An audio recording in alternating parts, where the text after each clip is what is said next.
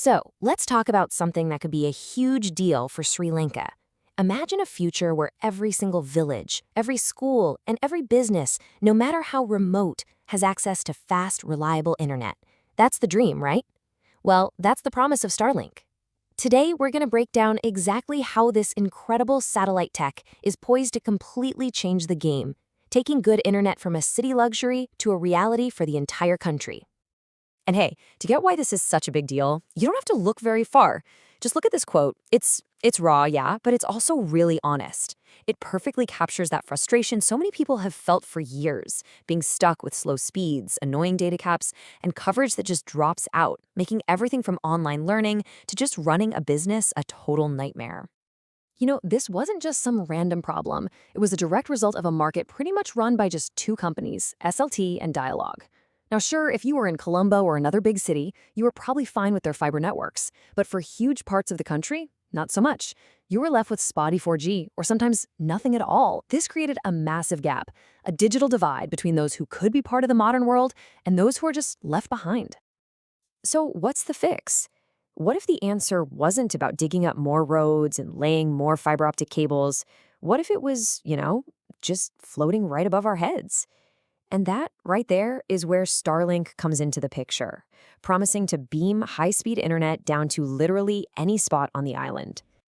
Okay, so what's the magic here? Why is this satellite internet so different? Well, it all comes down to altitude. Think about the old satellite internet. It's like trying to have a conversation by yelling at someone across a giant lake. There's this huge, annoying delay, right? We call that latency. Starlink? Their satellites are way, way closer to us, in what's called low Earth orbit. It's like going from that yelling match to a perfectly clear phone call. Everything is instant, and that is absolutely crucial for gaming, for video calls, for pretty much everything we do online these days.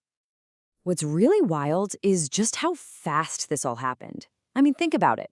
In a country where big infrastructure projects can drag on for years, this whole thing, from the first chats to getting the official license, was pushed through in just a matter of months.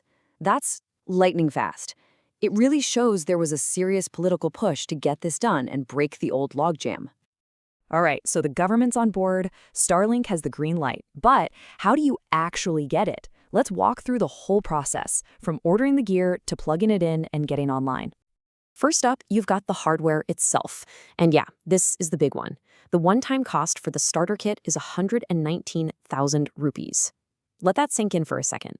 For a lot of households, that's more than a month's salary. So right away, you've got this big question about affordability and who can actually get their hands on this. We'll definitely circle back to that later. Okay, so once you have the dish, you've got to pay to keep it on. The monthly subscription for their most basic plan, they call it Residential Lite, starts at 9,200 rupees. So what exactly does that money get you? Well, honestly, this is one of its biggest selling points. It is ridiculously easy to set up. There's no calling a company, booking a technician, and waiting around all day. Nope, you do it yourself and it takes, minutes. You unpack the box, plug it in, point the dish towards the sky, connect with the app, and bam, you're online. For anyone who's ever been stuck on hold with customer support, this is a dream come true. All right, so it's super easy to install. That's a huge plus. But how does it actually perform? Let's put it side by side with the local guys, SLT and Dialogue, and see how it really stacks up. Okay, let's break down this chart. You can see right away it's a game of give and take. First, look at that data column. Starlink is giving you truly unlimited data, which is awesome. But you see that word deprioritized on the cheaper plan? All that really means is that when the network gets super busy, like in the evenings, your speeds might dip a little. Now, look at the price. It's right in the ballpark with the top-tier fiber plans, but those often come with tricky fair use policies or hidden data caps. Starlink doesn't have that. So who wins? What's the best choice? The honest answer is, it totally depends on who you are and where you live. If you're in a city and you've got a rock-solid fiber connection, that's probably still your best bet, especially for stuff like competitive gaming, where every millisecond counts. But, and this is a big but, for literally anyone else, for folks in rural areas, for a business that absolutely cannot afford to go offline, or even if you're just fed up with the existing options, Starlink is an absolute game changer, no question about it. But look, this is about way more than just getting faster Netflix streams at home. This is about the entire country. When you bring good, reliable internet to everybody, not just people in the cities, you can unlock this incredible new wave of economic growth. So, what does that actually look like on the ground? Just think about the possibilities, right? A farmer up in Nuwara Eliya can suddenly get live weather data to protect crops, or even sell produce directly to buyers online. That tiny eco-lodge, the one deep in the Sinahara's rainforest that was always off the grid, now it can advertise to high-paying digital nomads from all over the world. This isn't just a small upgrade, it's like a complete economic rewiring for rural Sri Lanka.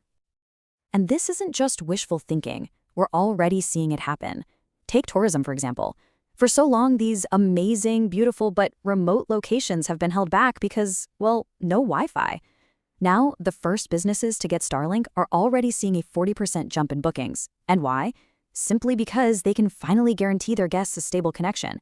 That's a real, measurable economic impact happening right now.